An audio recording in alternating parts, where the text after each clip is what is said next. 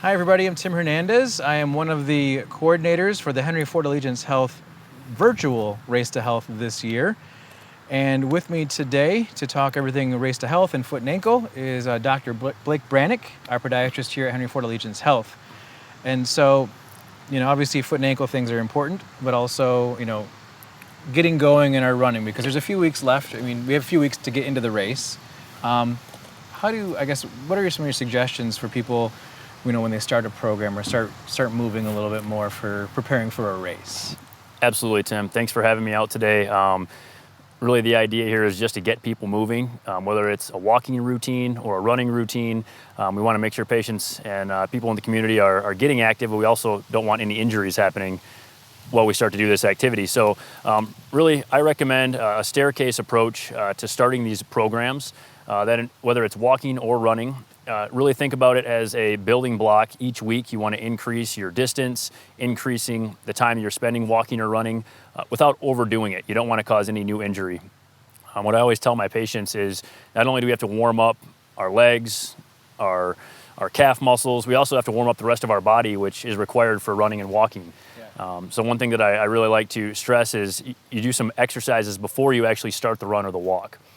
Some of those exercises are pretty simple. We have to warm up our lungs, we have to warm up our heart, get our heart rate up.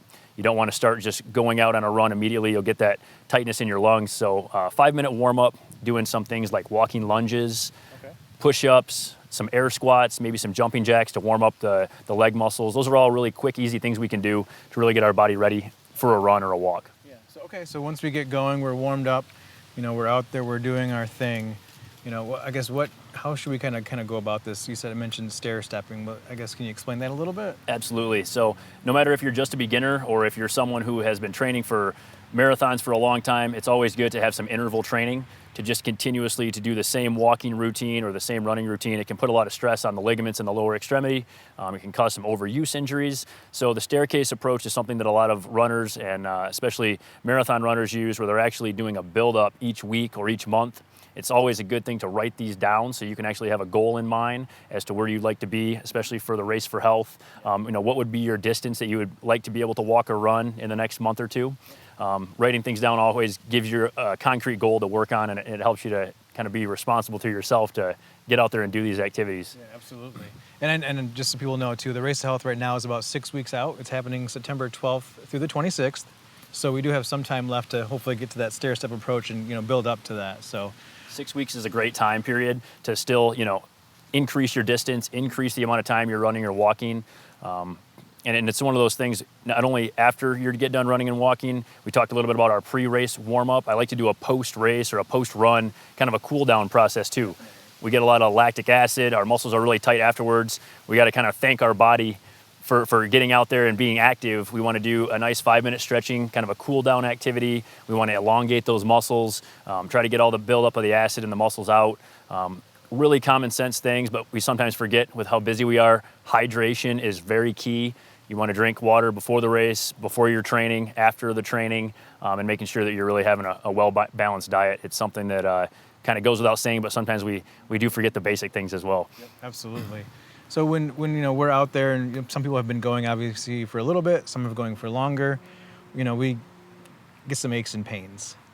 What are some things maybe that we should kind of be looking for as runners and walkers as we kind of move through these programs? That's a great question. In our office, a lot of times patients are really eager to get out there. They may begin to have some of these overuse injuries. Some of the most common injuries we see are stress fractures in the midfoot. That's from repetitive stress. Maybe it's the cadence, the way you're running. You're getting a little bit of overuse. Certainly, you shouldn't be running with pain. We don't want this to be an agonizing experience. You're really supposed to be rewarding your body, rewarding ourselves for being healthy. So if you're feeling pain in the midfoot, you should definitely seek a professional. We'd be happy to take care of patients over at Henry Ford Podiatry. Another common injury is some Achilles tendonitis. That's tightness in the back of the leg towards the insertion at your heel bone. That's something that can happen with repetitive motion, wearing supportive tennis shoes, arch supports, and again, doing that pre-warm-up stretch and that post-run stretch is really going to help to elongate those muscles and avoid that inflammatory condition in the Achilles. So making sure we're doing all those warm-ups and then just listening to our body especially. Listening to your body, exactly. If you do have problems where you're feeling pain, certainly stretching, utilizing ice, some anti-inflammatories is a good first-line therapy, but if the pain doesn't go away, within a few days or a week, you really should seek a professional to get evaluated to prevent the injury from getting worse. So normal aches, normal muscle pain, that's normal. Certainly okay. We're growing, we're using our muscles, but if it's like sharp pains or something that's persistent. Yeah, I always tell my patients, if you're not able to walk on the extremity or you feel like you just can't do your daily activities, that's really a time when you need to get something checked out to make sure there's not something more serious going on. Okay, great, thank you. Awesome. So we do want to encourage everybody to come out to our virtual Race to Health. I say come out, but sign up. It's September 12th to the 26th is our time frame, so right around the same time. For all the details, to learn about it and to register, go to henryford.com/race, and we'll hope to see everybody out there.